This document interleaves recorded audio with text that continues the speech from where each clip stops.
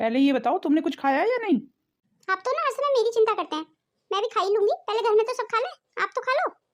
अच्छा रीनू, तुम एक काम करो, तुम ना खाना अंदर ही ले आओ, हम दोनों एक साथ ही खाना खा लेंगे आज। नहीं नहीं, ये कैसी बातें कर रहे हैं आप? किसी ने देख लिया तो? अरे किसी ने देख लिया तो देख लिया, अब मैं अपनी पत्नी के साथ ही तो खाना खा रहा हूँ या किसी बाहर वाली के साथ खा रहा हूँ? अरे तुम तो सोच में पड़ गई। चलो कोई बात नहीं है। मेरे बेटे पे पूरा जादू किया हुआ है इसने। पता नहीं मेरे बेटे पे कौन सा मंत्र फूका हुआ है, हर टाइम रेनू रेनू जपता रहता है। मेरा बेटा तो पूरा जोरू का गुलाम हो रहा है। अच्छा सुनो, मैं क्या कह रहा था। जी कहिए। तुम इस घर में खुश तो हो ना? ये कैसे सवाल कर रहे हो? भला खुश क्यों नहीं होंगे? नहीं, मैं ये देखता रहता हूँ ना, तुम पूरे दिन काम करती रहती हो घर में, सब तुम्हें ताने मारते रहते हैं, फिर भी कोई खुश नहीं रहता तुमसे। तुम घर में सबको मनाने की कोशिश करती रहती हो, उसके बाद भी मेरे घर वाले इस शादी को मानने को तैयार ही नहीं है। मुझे बिल्कुल अच्छा नहीं लगता है जब घर वाले तुम पे ताने कसते हैं, तुम्हें धुतकारते हैं, तुम्हें जली कटी सुनाते हैं।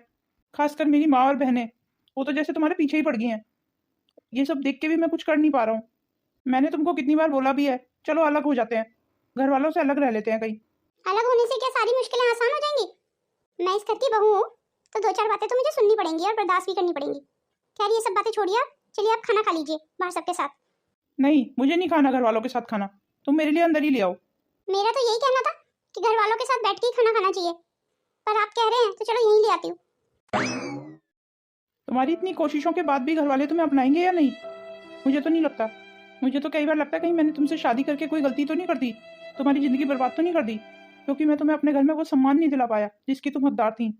पता नहीं मेरे घर वालों को तुम्हारी अच्छाइयाँ कब दिखाई देंगी। मैंने जतिन को कितनी बार समझाया है कि घर वालों की बातों को इतने दिल पे मत लिया करो, पर ये है कि मानते ही नहीं है। बस इन्होंने तो एक ही रेट लगाई हुई है कि अलग हो जाते हैं। अरे अलग होने से कोई सारी मुश्किलें आसान थोड़ी हो जाएंगी। और मम्मी पापा को कितना बुरा लगेगा कि ऐसी नई बहू आई कि बेटे को ही अलग कर दिया।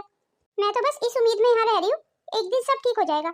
अब हम दोनों ने अपने घर वालों की बिना मर्जी के शादी की है तो ये भुगतान तो हमें करना ही पड़ेगा। जतिन के घर वालों का गुस्सा बिल्कुल जायज है। उधर मेरे घर वाले कौन से खुश हैं, वो भी तो नाराज हैं। इधर जतिन के घर वाले नाराज हैं। हम दोनों को ही मनाना पड़ेगा, और दोनों परिवारों की नाराजगी जायज भी तो है। आखिर शादियों के बीच में ये स्टेटस कहाँ से आ जाता है? मेरे साथ भी तो यही हुआ, मेरी और जतिन की शादी को लेकर स्टेटस बीच में आ गया, इसीलिए हम दोनों को भाग के शादी करनी पड़ी।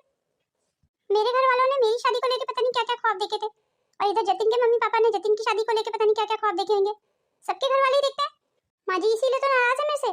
अब भाई किसी का भी बेटा अचानक से शादी करके लाके खड़ी कर दे किसी लड़की को और बोल दे आपकी बहू है, तो किसी को भी बुरा लगेगा। यही माँ जी के साथ हुआ। माँ जी हमारी शादी को एक्सेप्ट नहीं कर पा रही है अभी।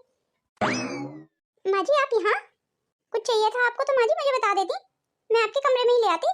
ये खाना कहाँ और किसके लिए ले जा रही है तू? माँ जी ये खाना मैं जतिन के लिए ले जा रही हूँ, उन्होंने अपने कमरे में ही मंगाया है। बस यही दिन देखना बाकी रह गया। अब मेरा बेटा अपने परिवार के साथ बैठ के खाना नहीं खाएगा, अकेले अपने कमरे में खाएगा। पहले तो मेरा बेटा ऐसा नहीं था, हम सबके साथ ही खाना खाता था वो। अब क्या हो गया उसे? आखिर तूने कौन सा टोना टोटका किया हुआ है मेरे बेटे पे जो तेरा पल्लू पकड़ के ही चलता रहता है? अब तो बस तेरी आंखों से ही देखता है वो, हम लोगों को तो जैसे भूल ही गया है। तेरा ही जाप करता रहता है हर समय। अब तो ये दुनिया वो तेरी नजरों से ही देख रहा है, जैसे तू दिखा रही है उसे। मनहूस उल्टा कहीं की, तूने मेरा बेटा मुझसे छीन लिया, इसके लिए मैं तुझे कभी माफ नहीं करूंगी। अरे माँ क्या हुआ? देख ले तू क्या क्या हो रहा है इस घर में। तेरे भाई के लिए अंदर कमरे में खाना लेके जा रही है। अब तो वो हम लोगों के साथ खाना भी पसंद नहीं कर रहा है, अपने कमरे में ही खाना खा रहा है। आज से पहले कभी उसने ऐसे किया है? आज से पहले जतिन ने कभी हम लोगों के बिना खाना खाया है? अरे माँ भैया के तो रंग ढंग ही बदले हुए हैं। भैया वो नहीं रहे जो पहले थे, बदल गए हैं भैया। मेरे भैया को तो अब अपनी बीवी के अलावा कुछ नजर नहीं आता है। और माँ ये भी तो हो सकता है ना कि भैया हम सबके साथ ही खाना चाहते हो, पर इन्होंने भैया को भड़काया हो अकेले कमरे में खाना खाने के लिए। जतिन भैया तो लाखों में एक थे, वो तो कभी भी ऐसे नहीं थे। हम लोगों को नजरअंदाज तो हमारे भाई ने कभी नहीं किया। आखिर तुझे क्या मिल रहा है एक बेटे को अपनी माँ से दूर करके? ये तो सही नहीं कर रही है। आखिर कैसे खानदान से उठ के आ गई है तू? तेरे अपने घर परिवार है या नहीं है? कहीं तू अनाथ तो नहीं है? कहीं तेरा बाप भी तो अपनी बीवी के साथ अलग कमरे में खाना नहीं खाता था, परिवार से अलग? जो तूने अपने मायके में देखा वही तू अपने ससुराल में करने की कोशिश कर रही है। रीनू क्या हुआ? अरे अरे कुछ भी तो नहीं हुआ, माँ जी मुझे बस कुछ समझा रही थी। आप यहाँ क्यों आ गए? मैं खाना आपके लिए लेके तो आ रही थी। और जतिन तेरी बीवी ने तुझे मना किया होगा हम सबके साथ खाना खाने के लिए, तभी तो अपने कमरे में लेके जा रहा है खाना। क्यों बोलती क्यों बंद हो गई अब तेरी? ले जा कमरे में ही खा लियो खाना। ला रेनू मेरा खाना दो। माँ जी आपके लिए खाना लगा दूं? तेरे हाथों का तो मैं पानी भी ना पीऊं, तू खाना खाने की बात कर रही है? अभी मेरी बेटी जिंदा है, वो मुझे खाना दे देगी, तू अपना देख ले। तू कोशिश किया कर कि मेरी आंखों के आगे ना आए। जब जब तुझे देखती हूँ ना मेरा मन बहुत रोता है। पता नहीं कैसे खानदान से भी हाल आया तुझे। माँ जी आप मुझे माफ नहीं कर सकती। मेरा कसूर इतना है सिर्फ माँ जी कि आपकी रजामंदी के खिलाफ मैंने शादी की। मेरा यकीन कीजिए माँ जी, जैसी बहू आप चाहती थी ना, मैं बिल्कुल वैसे ही बनने की कोशिश करूंगी। तू बस चली जा मेरी नजरों के सामने से, वरना हाथ फाथ उठ जाएगा मेरा तुझ पे। छोड़ो ना माँ, किसके मुंह लग रही हो आप? इनके तो घर परिवार का ही पता नहीं है माँ। पता नहीं कौन से खानदान से मेरा भाई से उठा लाया है। अरे तू क्यों अपना टाइम जाया कर रही है खड़े होके? और हाँ ध्यान रहे चंचल, मेरे खाने पीने की किसी भी चीज पे इसका हाथ ना लगे। मुझे इसकी शक्ल से भी नफरत है। मेरे पापा कहते थे मैं जिस घर में भी जाऊंगी ना वो खुशियां बखेर दूंगी, पर मैंने तो इन लोगों की खुशियां छीन ली। अब आप क्या सोच रही है माया खड़े होके? मुझे लगता है घी अब सीधी उंगली से नहीं निकलेगा, उंगली अब टेढ़ी करनी पड़ेगी। क्या मतलब माँ? मैं कुछ समझी नहीं। कहते हैं लोहा लोहे को काटता है। ये कैसी पहेलियां बुझा रही है माँ आप? मुझे कुछ समझ नहीं आ रहा। बस तू देखती जा, आखिर क्या करने वाली है माँ आप? अरे चंचल तू थोड़ा सब्र तो रख, सब पता चल जाएगा तुझे। जा तू इस बहू को बुला के ला। जी ठीक है माँ, अभी बुला के लाती हूँ। पार्वती नाम है मेरा, पार्वती। पार्वती से पाला पड़ा है तेरा। ये सारे कपड़े धो दे, आज क्या ना वॉशिंग मशीन खराब हो गई है। आज तो बहुत खुशी का दिन है मेरे लिए। पिछले 6 महीने में पहली बार माँ जी ने आज मुझे बहू बोला है। कपड़ों की तो बात ही क्या है, मैं तो सारा घर धो दूं आज। आज तो मेरे लिए बहुत खुशी का दिन है। दीजिए माँ जी, मैं सारे कपड़े धो देती हूँ। और हाँ बहू, दोपहर को कुछ मेहमान आएंगे, मेहमानों का ध्यान रखना तेरा ही फर्ज होगा बहू। अच्छे से ध्यान रखना मेहमानों का। जी ठीक है माँ जी, सब संभाल लूंगी मैं। ये क्या देख रही हूँ माँ मैं? आपने तो बड़ी आसानी से उन्हें बहू मान लिया। तू भी ना चंचल कुछ नहीं समझती है, इसे कूटनीति कहते हैं। कूटनीति? ये क्या होती है माँ? मैं कुछ समझी नहीं। रहने दे, तुझे ज्यादा समझने की जरूरत भी नहीं है, तू बस देखती जा धीरे धीरे। मुझे पूरा यकीन है माँ, आप जो भी करोगी ना बुरा ही करोगी। मैंने कपड़े भी धो के सुखा दिए और सारा खाना भी बना लिया मेहमानों के लिए, पर अभी तक हमारे घर में कोई मेहमान आया क्यों नहीं है? अब तक तो आ जाना चाहिए था, खाना ठंडा हो जाएगा नहीं तो। शायद आने वाले होंगे। अरे बहू, काम हो गया क्या सारा? तू कमरे में क्या कर रही है? जी माँ जी, मैंने सारा काम कर दिया। नहीं नहीं बहू, अभी खीर बनानी बाकी है। जा तू खीर बना ले, मैंने दूध मंगा के रख दिया किचन में। वो क्या है ना बहू, खीर सबको ही बहुत अच्छी लगती है घर में। और हाँ, खीर को ना धीमी गैस पे ही बनाना, और हाँ कम से कम 2 या 3 घंटे लगने चाहिए खीर बनने में। जी ठीक है माँ जी, अभी बना देती हूँ। तुझमें और जतिन में ना दूरियां पैदा कर दी ना मैंने, तो मेरा नाम भी पार्वती नहीं। मेरे बेटे को मुझसे ही छीनना चाहती है, अब मैं तेरे पति को तुझसे छीन लूंगी। मैं तुझे घर के कामों में इतना व्यस्त कर दूंगी ना कि तुझे मेरे बेटे के साथ टाइम बिताने का समय ही नहीं मिलेगा। मैं तुझे दिन रात इतने काम बताऊंगी ना कि तू काम कर करके परेशान हो जाएगी। बहना, पार्वती बहना। भैया भाभी आ गए आप लोग, आपका इंतजार कर रही थी मैं। जा बहू, पूजा की थाली ले आ। ये ठीक है माँ जी, भी ले आती हूँ। बस अभी बहू पूजा की थाली लाती होगी, पहले आरती कर लूँ आपकी, तभी अंदर आना। पार्वती दीदी, आप उस दिन इसी बहू के बारे में बात कर रही थी फोन पे मुझसे। हाँ यही है वो भाभी, जिसने मेरा बेटा मुझसे छीन लिया। ध्यान से देख लो इसको भाभी। हमें कुछ ऐसा करना होगा भाभी कि इन दोनों के बीच में बहुत दूरियां पैदा हो जाएं। मेरा शरवण जैसा बेटा अब इसके आगे पीछे लगा घूमता है हर समय। अरे दीदी, आप इतना गुस्सा क्यों करती हैं? अब मैं आ गई हूँ ना, तो दोनों भाभी और ननद बैठ के कुछ ना कुछ कर लेंगे। अरे भाभी, इसीलिए तो आपको बुलाया है, मैं बिल्कुल अकेली पड़ रही थी। माँ जी, मैं पूजा की थाली ले आई हूँ। आजा बहू, मेरे भैया भाभी की आरती कर ले जरा। जी माँ जी, मैं? हाँ हाँ, तू नहीं तो और कौन? हाय राम, इतना बड़ा अपशगुन कर दिया। मेरे भैया भाभी पहली बार इस घर में आए और तूने इतना बड़ा अपशगुन कर दिया। अरे पार्वती, तेरी बहू को तो बिल्कुल अकल नहीं है। पूजा की थाली गिरा के इसने कितना बड़ा अपशगुन कर दिया। अब खड़े होके क्या सुन रही है? पूजा की थाली उठा और जा यहाँ से। मामा जी, मैं आपसे हाथ जोड़ के माफी मांगती हूँ, वो पूजा की थाली गलती से गिर गई। मामा जी, मुझे माफ कर दीजिए। अरे वाह भैया, आपको तो मान गए। आपने ही तो धक्का मारा पूजा की थाली को, धड़ाम से गिर गई थी। पर मुझे लगता है आपकी बहू को इस बात का पता है कि इन्होंने धक्का मारा, फिर भी वो माफी मांग के चली गई। मामा मामी आप दोनों कब आए? अरे जतिन बेटा, तुझसे ही तो मिलने आए, तुझसे बहुत मन कर रहा था मिलने का। और बता कैसा है तू? अरे मामा जी, बस आपका आशीर्वाद है। आप सुनाइए, आप कैसे हैं? अरे जतिन बेटा, बिना बताए शादी वादी कर ली। चल आजा, अंदर आजा, बहुत सारी बातें करेंगे बैठ के। वो क्या है ना जतिन बेटा, तेरी शादी की मन्नत मांगी थी हमने कि जब तेरी शादी होगी ना तो गोवर्धन की परिक्रमा पे जाएंगे, तो इसीलिए आ गए हम। तो अब तू परिक्रमा करने के लिए तैयार हो जा, हम इसीलिए आए हैं। हमें कल सुबह ही निकलना है मथुरा वृंदावन के लिए। मामी जी, हम सब लोग चलेंगे? हाँ हाँ, और क्या, हम सब लोग चलेंगे। ठीक है मामी जी, फिर मैं रास्ते के लिए कुछ सामान रख लेता हूँ। गोवर्धन परिक्रमा करके बहुत अच्छा लगा। भाभी, मैं तो इतना चल चल के बहुत थक गई, मेरे तो पैरों में जैसे जान ही नहीं बची है बिल्कुल। हाँ सचमुच मामी जी, थकान तो बहुत हो रही है। अरे बहू, क्या मतलब? अभी तो तू नया खून है, तेरे को थकान कैसे हो सकती है? बहू अब हम तेरे मेहमान हैं, जा जरा चाय नाश्ते का इंतजाम कर। और हाँ बहना, साथ में ना पकौड़े भी तलवा लेना, चाय के साथ पकौड़े खा के मजा ही आ जाएगा। मुझसे तो खड़ा भी नहीं हुआ जा रहा है, मैं तो अपने कमरे में जाके आराम कर रहा हूँ। हाँ हाँ ठीक है बेटा, जा तू आराम कर। जा बहू, तू ही अपने मामा मामी के लिए पकौड़े और चाय बना ले, मेरी तो हिम्मत है नहीं, मैं तो बहुत थक गई हूँ। जी ठीक है माँ जी, बना लाती हूँ। अगर सच पूछो ना तो थकान इतनी हो गई है ना कि चाय फाय पीने की इच्छा नहीं हो रही है। ये पकौड़े हम बनवा तो रहे हैं बहू को परेशान करने के लिए, पर इन्हें खाएगा कौन? मैं तो बिल्कुल नहीं खा पाऊंगा, मेरे पेट में तो बिल्कुल जगह नहीं है। अरे दीदी, पकौड़े ना किचन में कहीं छुपा के रख देना और चाय को फेंक देना। वैसे भी यहाँ भूख फूक किसे लगी है, हम तो खा खू के आए हैं रास्ते में। जैसे हमें इतनी बुरी तरह थकान हो रही है, बहू को भी तो हो रही होगी। अब पता चलेगा उसे कि ससुराल कैसी होती है। अब देखना कुछ ही देर में पैर पटकती हुई आएगी। परेशानी में अगर कोई परेशान करता है ना तो बहुत गुस्सा आता है, ऐसे ही बहू के साथ होगा, देखना आप कितना गुस्सा करेगी, पैर पटकती हुई आएगी, फिर जतिन उसे डांटेगा, दोनों के बीच में इसी तरीके से दूरियां पैदा हो जाएंगी। अब इसे क्या हो गया, ये क्यों बिना बोले चली गई? हाँ मेरी कमर, मेरी तो कमर टूट गई, बहुत दर्द हो रहा है कमर में। आ गई तुम, चलो आ जाओ, आराम कर लो थोड़ी देर। नहीं नहीं, आप आराम करो, मुझे भी किचन में थोड़ा सा काम है, मैं भी आती हूँ। अच्छा तुम चाय पकौड़े बनाने जा रही हो, पर चाय पकौड़े कौन खाएगा? मुझे तो लग रहा है सब आराम कर रहे हैं। वो मामा जी कह तो रहे थे बाहर कि उनका चाय पकौड़े खाने का मन है। अरे तुम भी तो बहुत थक गई हो, तुम्हारी भी तो खड़े होने की हिम्मत नहीं है, तुम किचन में इतनी देर खड़े होकर चाय पकौड़े कैसे बनाओगी? अरे आप आराम करो ना, तब तक मैं फटाफट बना के दे आती हूँ। तुम भी ना घर वालों की पूरी गुलाम बनी हुई हो, किसी काम के लिए मना ही नहीं करती हो। क्या जरूरत थी हाँ बोलने की, मैं चाय और पकौड़े बाहर से मंगा देता। ओहो, क्या हो जाएगा फिर अगर मैं बना दूंगी तो? मैं भी आ रही हूँ, मैं चाय पकौड़े बनाया हूँ। करो जो तुम्हें करना है, तुम्हें बात तो किसी की माननी नहीं है, हर वक्त बस अपने मन की करनी है।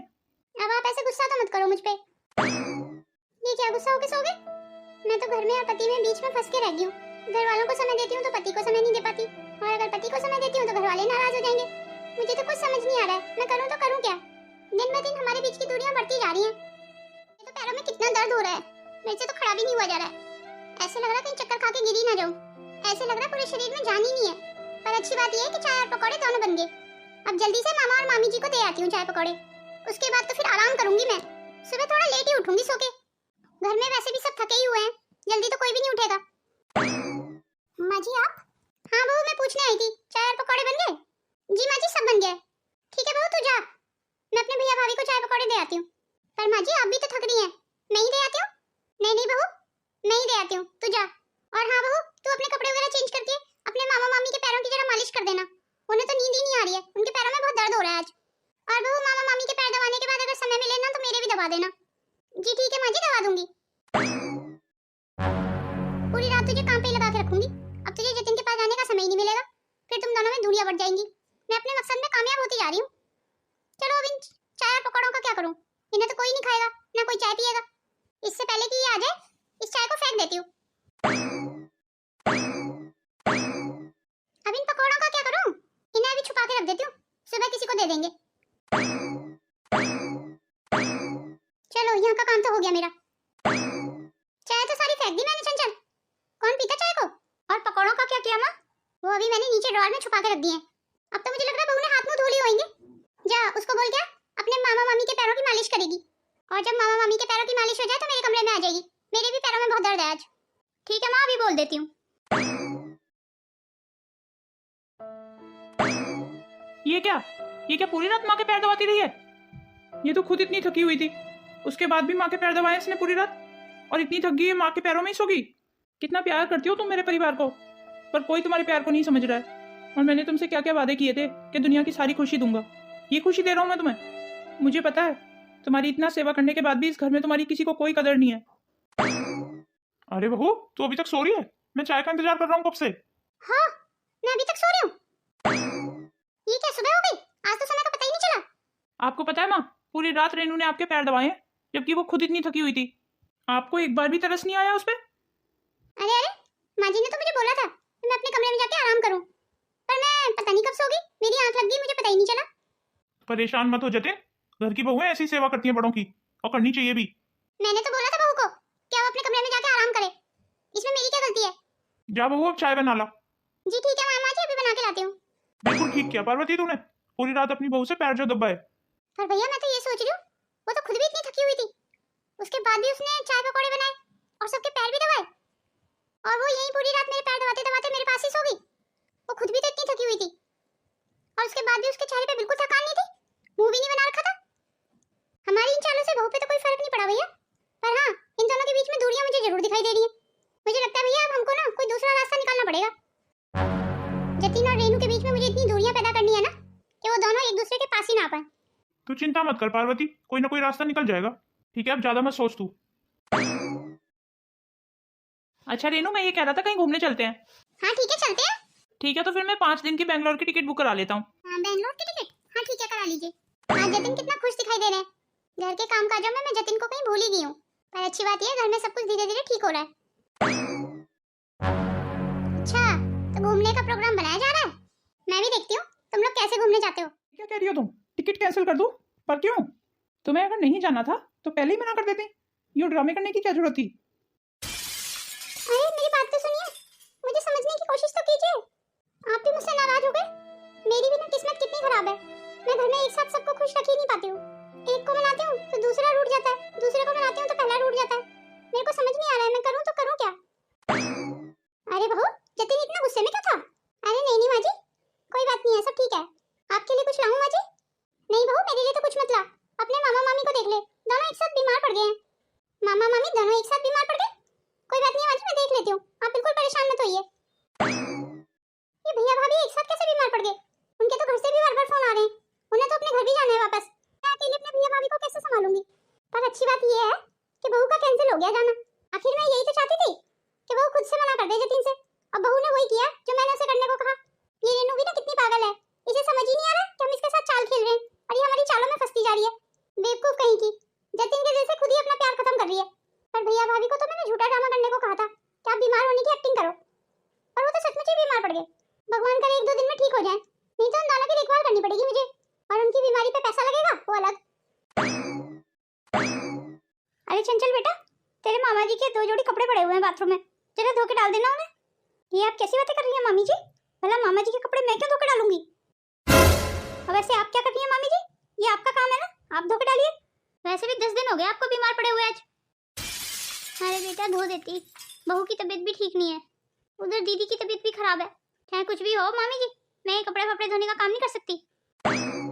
कोई बात नहीं है मामी जी, मैं सारे कपड़े धो दूंगी मामा जी के।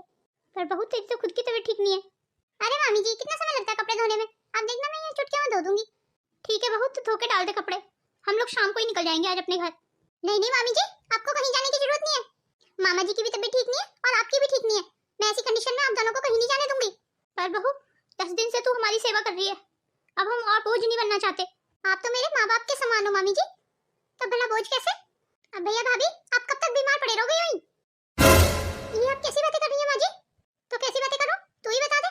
मैंने तो भाभी को अपने काम के लिए बुलाया था, पर ये तो उल्टा खुद बीमार पड़ गई। रोज अस्पतालों के चक्कर काटने मेरे बस की बात नहीं है। अच्छा होगा कि आप जल्दी ठीक होकर अपने घर वापस जाओ। माँ जी ये आप कैसी बातें कर रही हैं? क्या हो गया माँ जी आपको? मामा और मामी जी हमारे मेहमान हैं, और भला मेहमान से कोई ऐसे बातें करता है? ये मेरी भाभी हैं, इन्हें शर्म नहीं आ रही मुझसे अपनी सेवा कराते हुए? मैं कैसे भूल गई दीदी, हम दोनों का भी तो ननद और भाभी का ही रिश्ता है। आप चिंता मत कीजिए दीदी, हम लोग 1-2 दिन में चले जाएंगे। हमसे बहुत बड़ी गलती हो गई कि हम आपके एक बार के बुलाने पे यहाँ आ गए। तो क्या भाभी अब आप मुझे ताने कस रही हो? पार्वती, मुझे हमेशा से ही पता था कि तू बदतमीज तो है, पर ये नहीं पता था कि तू इतनी बदतमीज है। पता नहीं मुझे क्या हो गया था जो तेरे एक बार के बुलाने पे ही मैं यहाँ आ गया। मैं भूल कैसे गया कि तूने और माँ ने मिलके मेरा और देवी का रिश्ता खराब करने की कोशिश की थी। तू हमेशा से ही मतलबी और स्वार्थी रही है। जो तूने मेरे साथ किया वो तो ठीक है, पर वही चीज अब तू अपनी बहू के साथ भी कर रही है। तू तो मेरी सगी बहन है, उसके बाद भी तू हमें जाने के लिए बोल रही है। हम तेरे पे 10 दिन में ही बोझ बन गए। और दूसरी तरफ बहू जिसका घर खराब करने की हमने कोशिश की, जतिन के साथ उसका रिश्ता बिखेरने की कोशिश की, वो हमारी सेवा कर रही है। तो तुम्हारी किस बात से अपनी है पार्वती? फिर भी तो मेरी बहन है, इसलिए एक बात कहना चाहूंगा, अपनी बहू की कदर कर। तेरी बहू बहुत अच्छी है। अरे आज के समय में कहाँ मिलती है ऐसी बहू है? रेनू बहू तू अपना और जतिन का रिश्ता मत खराब कर। तेरी सास चाहती नहीं है कि तुम दोनों का रिश्ता ठीक हो, वो तुम दोनों के बीच में दूरियां पैदा करा देना चाहती है। माफ कीजिएगा मामा मामी जी, पर आप लोग मेहमान हैं इस घर के, तो आप मेहमान बन के ही रहिए। ये हम दोनों सास बहू के बीच की बात है, हम दोनों निपट लेंगे। और रही बात दूरियां पैदा करने की, तो वो मैं पहले दिन से ही जानती हूँ कि माँ जी मुझ में और जतिन के बीच में दूरियां पैदा करना चाहती हैं। क्या कहा बहू तूने? तू पहले दिन से जानती है? जी माँ जी, आपने जो पकौड़े छुपा के रखे थे मैं उसी समझ गई थी कि आप सिर्फ मुझे परेशान करना चाहती हैं। आपको ये सब करने की कोई जरूरत नहीं थी माँ जी। आप एक बार बोल देती मेरे से तो मैं जतिन की जिंदगी से खुद ही चली जाती। मुझे तो माँ